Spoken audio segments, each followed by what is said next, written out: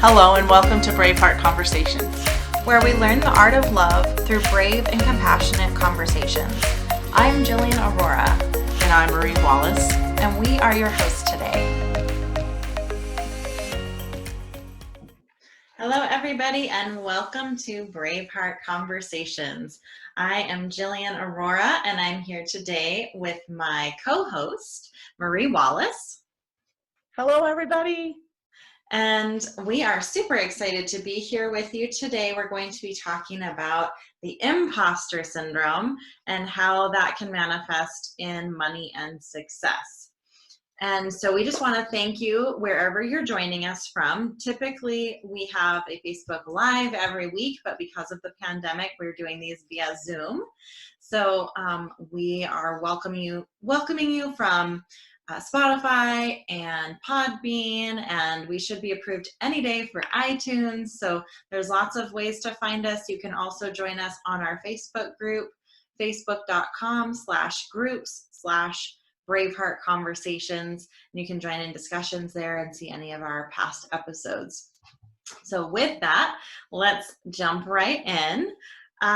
So as we were kind of chatting before hopping on here today, Marie and I were really talking about some of the ways that the internal voices start to say things like, who do you think you are? You know, you had a divorce and you're a relationship coach.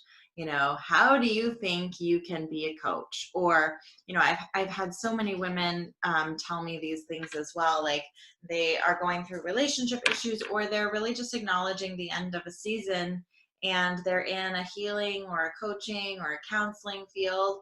And so all of these feelings come up like, well, I can't practice anymore. How dare I have these things go on? And, you know, it's out of alignment, or it's not, I'm not worthy. I'm not worthy of practicing, even though you may know these are your gifts. This also comes up around money. I know this was really big for me, as I've had this underlying belief that I was incapable of taking care of myself. And that voice internally was mirrored in the external voices. So, you know, I can remember being told, you know, you'll never leave, you need my money, right? Or you've always been a failure and you're always going to be a failure. Or you've been in business so long and you haven't made it. What makes you think you're going to make it now? Sure. You know, you really don't have what it takes. And somewhere in me believed these things, and then also manifested that voice around me that would confirm these things. Like we've talked about in many sessions before, if you go out looking for proof, evidence that you aren't good enough, you'll find it. And so these are all ways that we try to find that we're not good enough. And then, you know, there's other things like, you know, well, I'm not making the amount of money that I should be making, or I don't have the amount of clients I should have, or whatever the thing is that applies to your business. So then, therefore, I'm a fraud. Therefore, I'm not really a coach or doing what it takes. I'm not good enough. If I was good enough, then I would have all the money. If I was good enough, then I would have all the things, right? So these are all of the different ways that these imposter syndrome things or self-worth things manifest in success and business. So I really want to dive in and talk about these things, and then maybe even talk about how this can also manifest in relationship issues as well. I just briefly want to touch on how, you know, we did a whole episode at one time on finances and how to keep your financial health good in a relationship. So I want to touch on that just briefly here, is that sometimes, you know, the very things we're talking about, this imposter syndrome, can be made worse by a relationship that's reinforcing the ideas that you don't have financial independence, that you must be reliant on someone else to take care of you. because that's really just feeding that imposter syndrome, and that belief that you can't do this on your own. You're really not good enough or skilled enough or whatever enough to make it on your own. So you must have this other human being support you. So Marie, I want to hear what you have to say about the imposter syndrome and success and finances.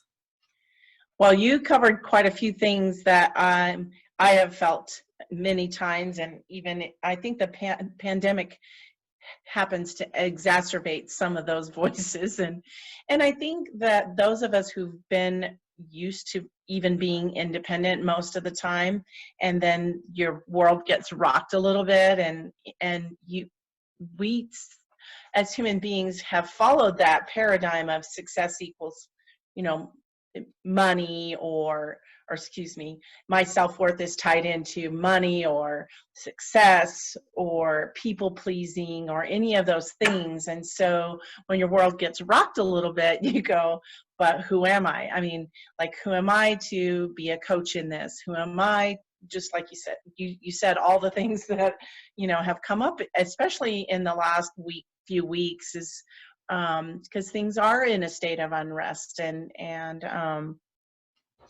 anyway, just that script, like you said, that runs through your head. And if you do have a relationship, I'm lucky not to have that relationship, but I have had it in the past. Like, who do you think you are, doing this because, you know, you're in this place, and which challenges my self-worth, which challenges, you know, my skills and abilities and capabilities, even though, like you said earlier, I know these are my gifts, and I have seen that time and time again. It just takes a few negative voices being repeated over and over before you're going, wait a minute, like, should I be, especially if you're a reflective person, right? Just like, should I be rethinking this? Should I be doing something else? And so it just kind of rocks your world a little bit.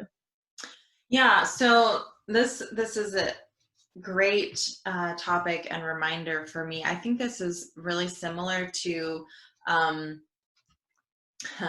in the spiritual community, what I have found is, you know, you have this idea of manifestation, and really what is taught is that whatever you focus on, you'll get more of, right? Which there's some really great tools, skills, and even laws wrapped up in this teaching, but sometimes it seems to get really simplified. And what I've seen happen is people will have something that feels really awful happen, or maybe they don't have an abundance of money, or whatever the thing is that they thought, I'm going to focus on this, I'm going to, you know, put my energy here, and I'm going to get this back. And it's very transactional.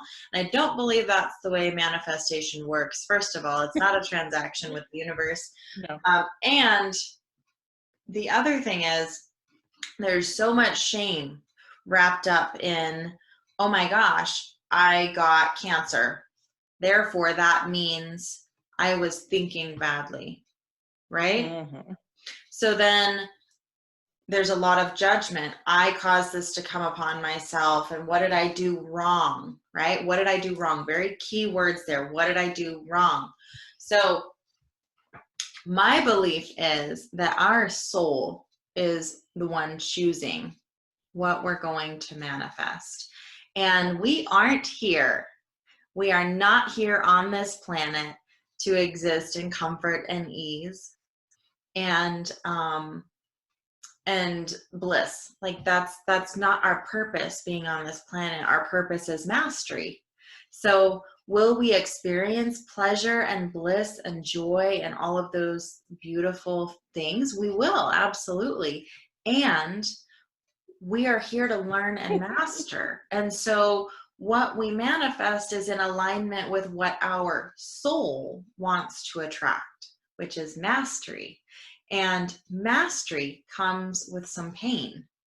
Yes. You know, I don't get to compete in a bodybuilding competition without going to the gym and tearing my muscles apart. Yep. Right? And life is very much the same way. when we master something, it's because we have torn apart our muscles over and over and over, and torn them apart and let them heal, and torn them apart and let them heal. And this is the way that we build muscles, we build strength, right? This is how we master. And so we get to release any judgment that we have around being not good enough and that we did something wrong. No, you're just manifesting some pain and discomfort in order to master and learn something new. And the same, I believe, is true with abundance. So, yes, we do get to experience abundance. And I also believe it's true that abundance or lack of abundance is not attached to your worth. It's not even attached to doing something right or wrong. It just is. So we get to unlink, doing something wrong with not having enough. And that's been so key for me, because so often I have linked, if I don't see the amount of money in the bank or the success, then I must be doing something wrong. An affirmation that my coach gave me that feels very uncomfortable, it's difficult, is I'm unavailable to be wrong. Ooh, I like that.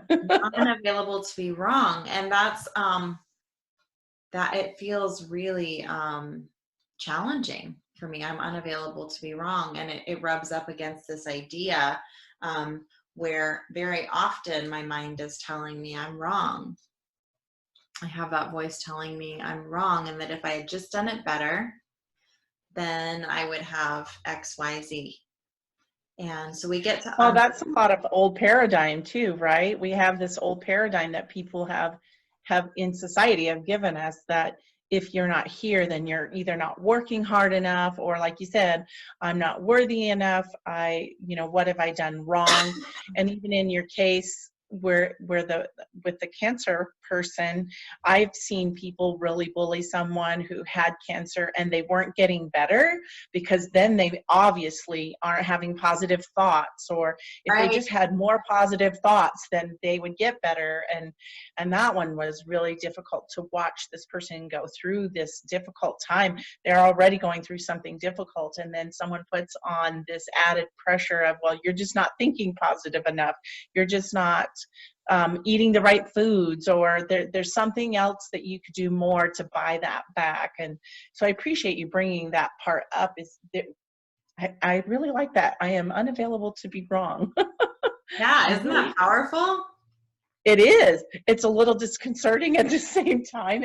It does bring some disease, a little uneasiness, but it's good, because it also points to the fact that when you were talking about abundance in general, abundance, like most things in life, also goes through a season, right? You have your cycles of quite a bit, and then it eases off depending on what's going on. So there are seasons of that, and we are here for mastery. And if we're here for mastery, it means challenging those things that we have, we rub up against.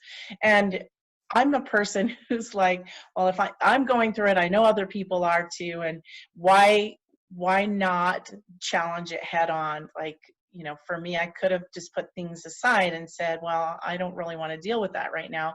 Or I can hit it head on and go, so what is this about? I'm curious, what is going on? And so I appreciate having the conversation today, because that allows us to look at it a little bit deeper. Yeah, for sure. Yeah, this was something that kept me stuck for a really long time in a relationship. I think that these particular voices around money and success do keep us stuck in relationships for a long time. So when you're hearing someone say something like, well, you can't leave because you need my money too much. And you already have this belief that I can't take care of myself, that no matter how hard I try, it's not good enough.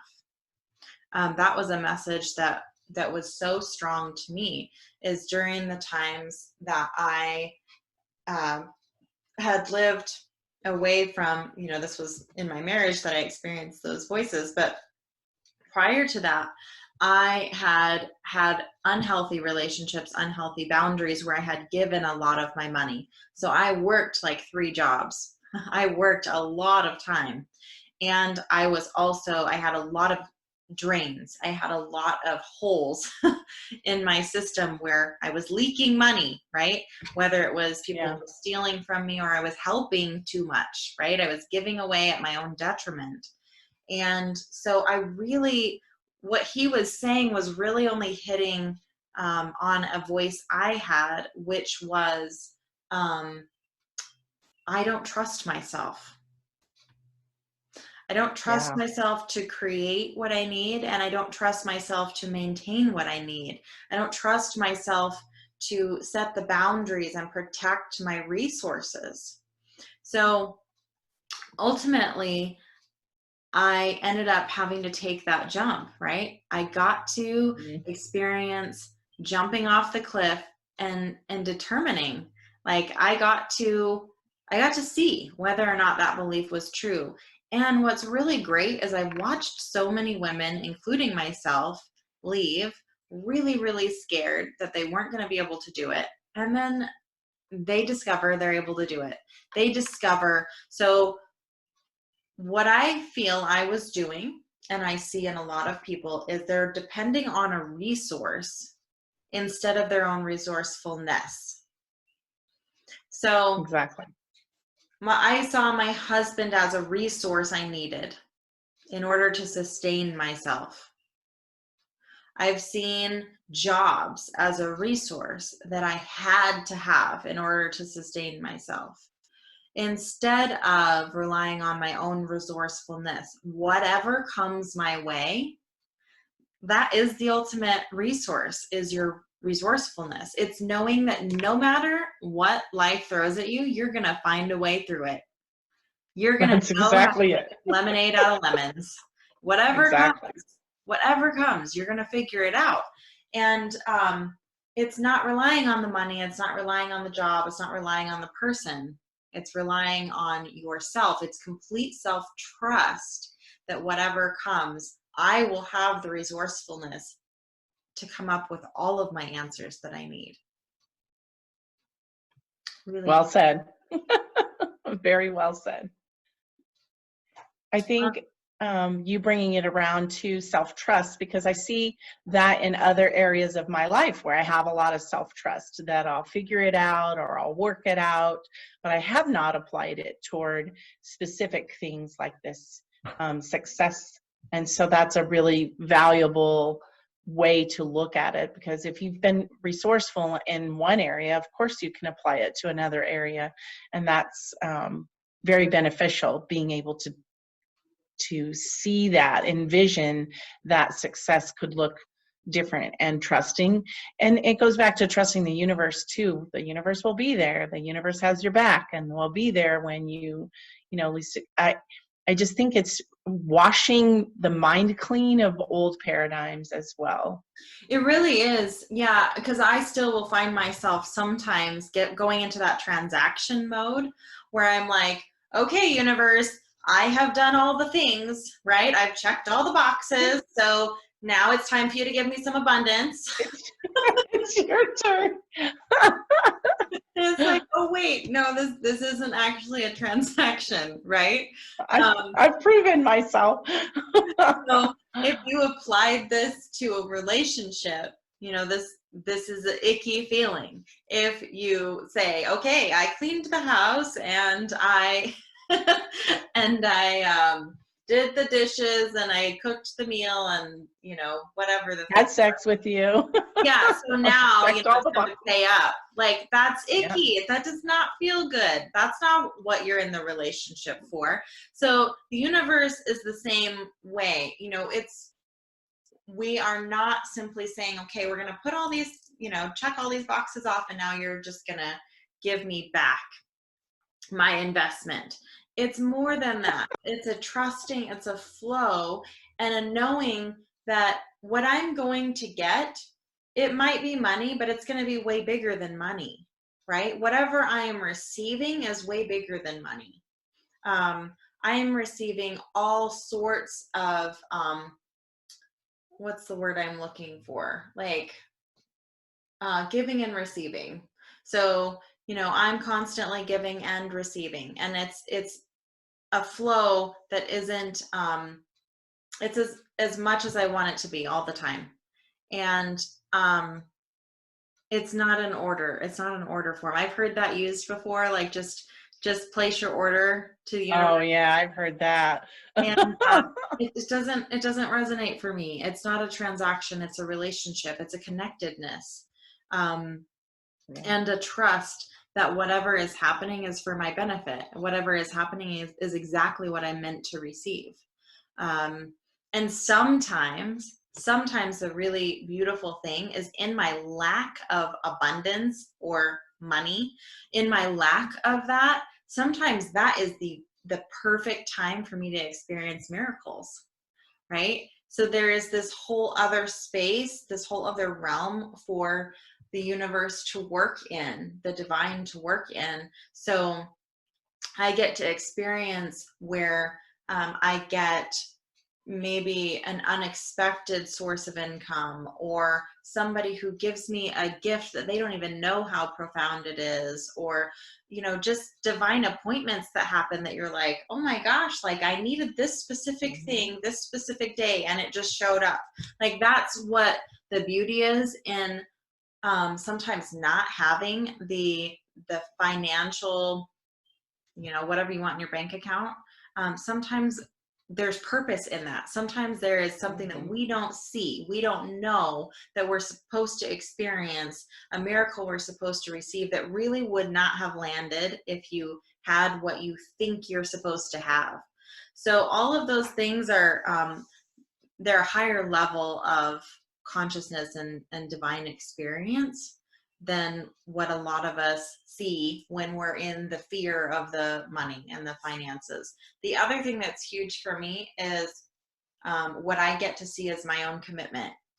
So I got to... Sure, it's a glaring one. It's huge. So like, I have put out to the universe, I've put out to all my people that I am 100% committed, no matter what I lose or gain, I will be in my mission. I will be transparent. I am totally committed to my inner guidance system, no matter what, which means even if anything, even if I lose my relationships, even if I lose my home, even if I lose my money, even if I lose anything, I'm committed. I'm committed to my path and following my intuition.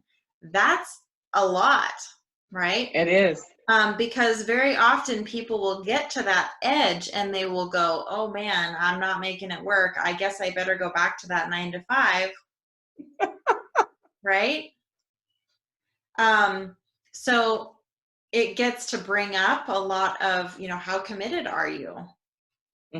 Are you really? I do think that that's a huge test, that when these experiences come up, or, right now it's the COVID thing that brings up a lot of experiences for people, and a lot of people I've talked to, and it does test your commitment to, and I love that you brought up the miracle part, because that is something that I have witnessed, lots of miracles, and it isn't always in the form of money.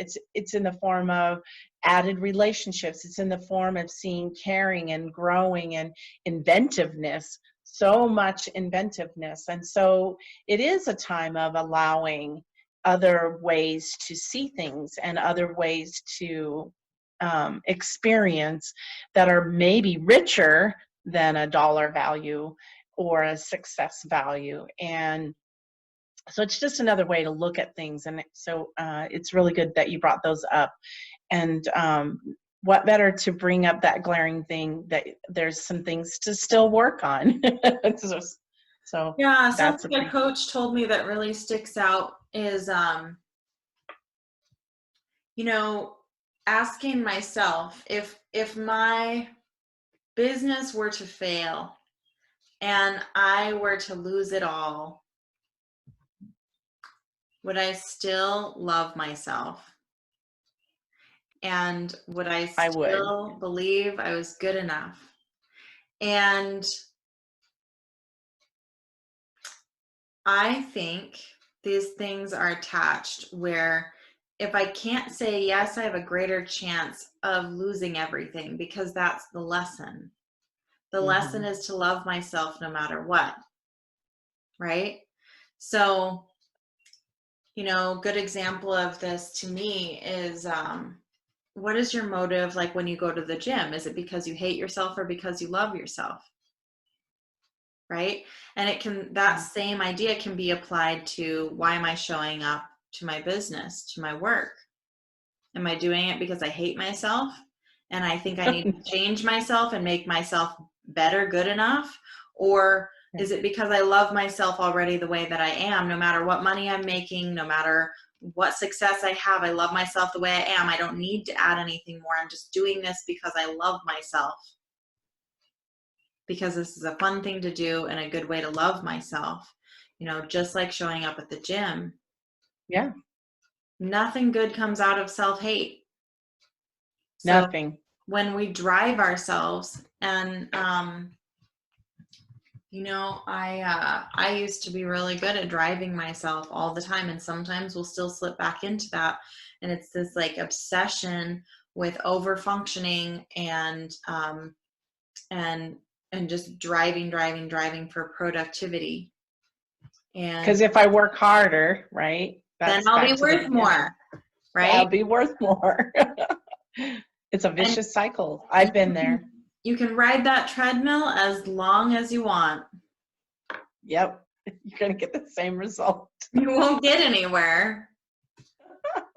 And it's so funny, the more frantically I work, you know, if I can sit on my computer until midnight, you know, from 7 in the morning until midnight, I can sit doing work, and I can be super frustrated and overwhelmed by the end of that.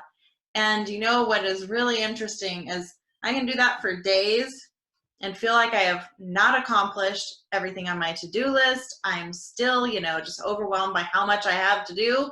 And then what's interesting is if I step back and I limit myself to only a certain amount of hours that are healthy for me to work, I am so much more productive. And even though that to-do list is still there waiting for me, it does not hold the same power or pressure. It's very interesting. Well, because you're enjoying things. You have the energy to still enjoy this life, which is why we're doing what we're doing, right? Is to enjoy life. Yes, it's self-mastery, but it's also to enjoy what we have here and now. And if I stay on that treadmill or I work harder all the time, I'm out of energy to really enjoy why this beautiful gift of being on the earth, right? I've been there. I've done that. I've worked 60, 80-hour work weeks and been too tired to enjoy anything. My family, my friends, the beautiful space around me, because I've put myself in this situation of being, trying to do more to be worth more, or to be, so. Yeah, and then I find myself resentful at everything. I'm resentful myself for not getting more done. I'm resentful because I want to be outside enjoying, you know, the sunshine. 86. I feel like I'm missing out, and man, that's a horrible vicious cycle. And I do very much believe that all goes back to self-worth. That all goes back to this idea that I must work harder in order to be worth something. You know, the more productive I am, the more worthy I am. Bullshit. It's not true.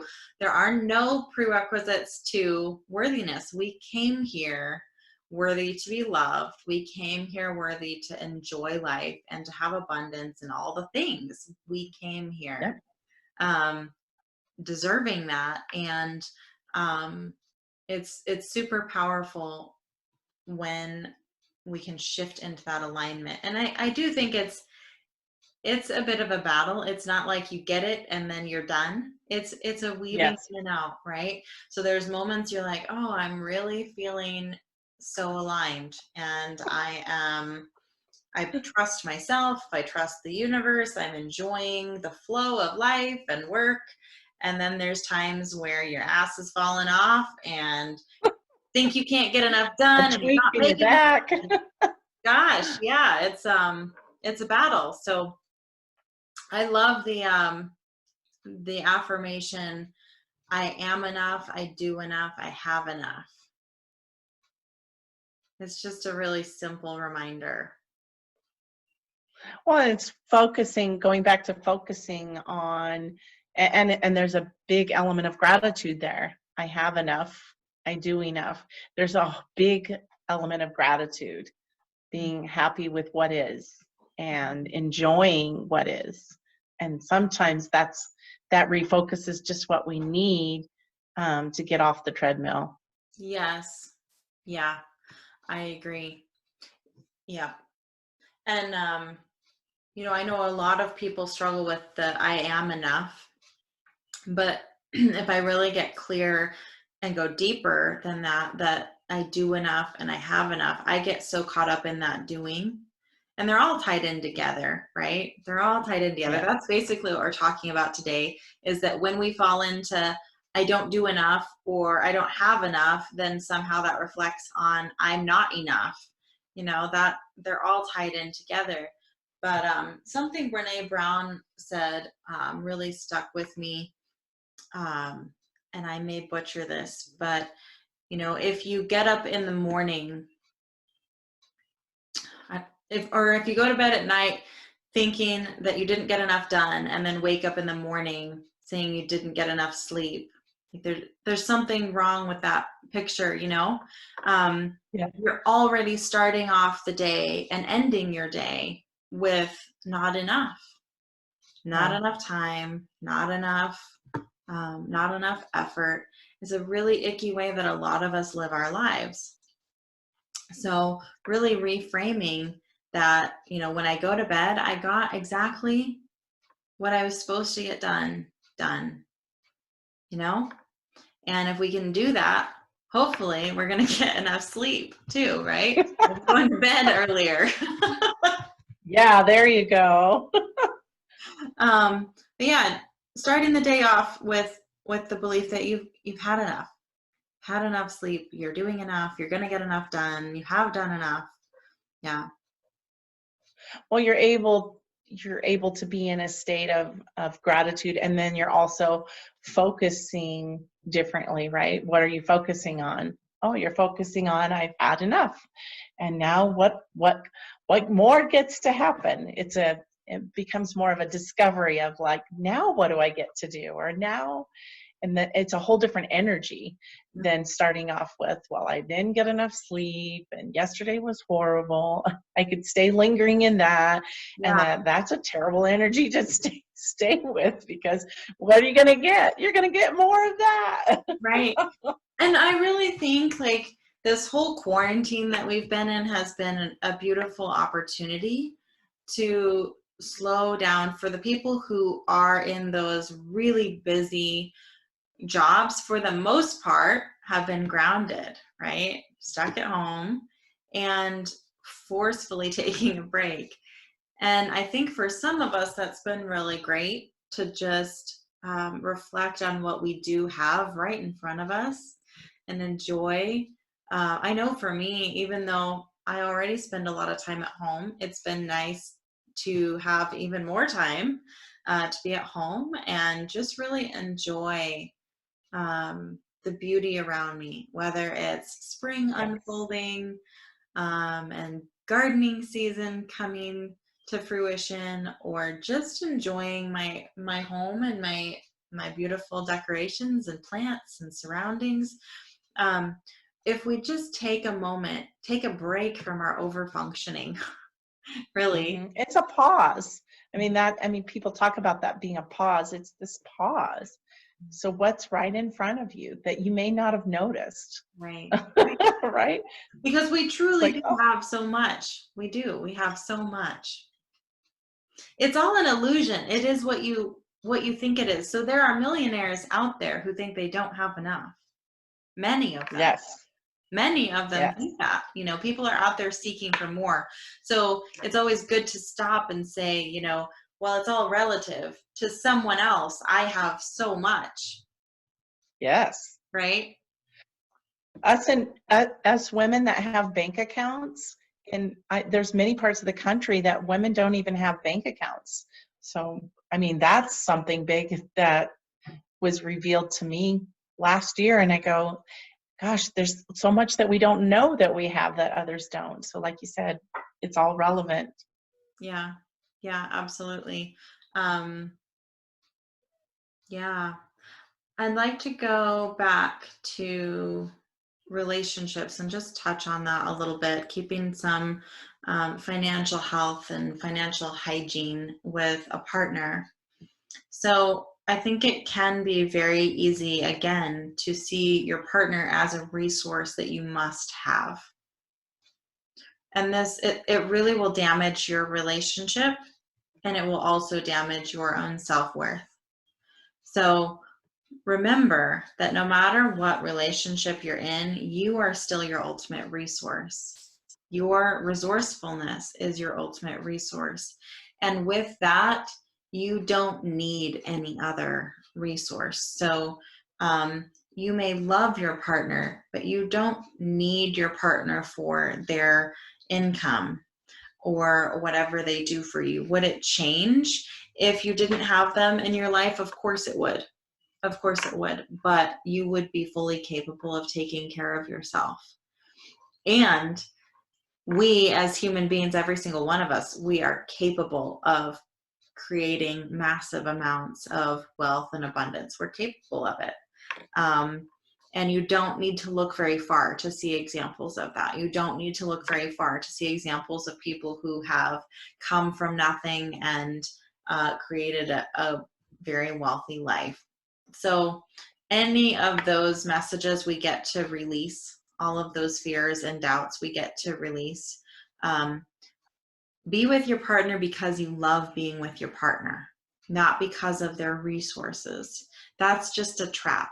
That is just a transaction. It's unfair to you and it's unfair to them. It's unloving to you and it's unloving to them. So if any part of you is staying in a relationship because of their money or their resource and your fear of not being able to create enough, release that, please. And stop seeing that as something that is okay. It's very selfish and it's very destructive to you and to them. So I just want to call that out as we're talking about self-worth and finances and success, because your disbelief in yourself is harming everyone around you if that is present. So Such an unhealthy relationship as well. Because relationships in general is a building up of each other, support of each other, and it helps you expand and grow. And if those are just wrong reasons to stay. And it's supposed to be something that brings joy for you and for your partner. And so if you're staying in for the other reasons, you're just not in a place of going back to enjoying life the way it was meant to be. Mm-hmm. Yep. Yeah. Good stuff. Very good. Yeah. So I just want to throw it out there that if anybody is feeling triggered by this message at all, or if you have questions, or, maybe some of the things we talked about is just bringing up more questions like, yeah, I see what you're saying, but what about this or that? Like, this doesn't make sense. That's really normal to feel that way, especially if you're being confronted with new truths or new ideas. So please reach out to us, and we want to hear your questions. We want to dive in deeper. We want to discuss more of what is coming up for you and some of the challenges that you have as we're sharing. So don't be shy. Don't hesitate to send us some messages. You can do that either through email. My email address is defytheaverage@gmail.com. And Marie? Is Marie@mariesgold.com. And if it's coming up for you, it's probably coming up for a lot of people. So yes, we really do want to hear from you. Yeah. And then you can also just start a discussion on our Facebook group as well, which is facebook.com/groups/Braveheart Conversations. You can send us messages there as well. So plenty of platforms to reach out and connect with us. So anyway, we will go ahead and wrap up. Please join us next week. We post every Thursday. Whenever I can get the video uploaded, I apologize. It's been a little sluggish lately, but we'll get it out as soon as we can every Thursday. So I love you all. I hope you have a fantastic week, and we will catch up with you again soon. Bye-bye. Thank you. Bye-bye.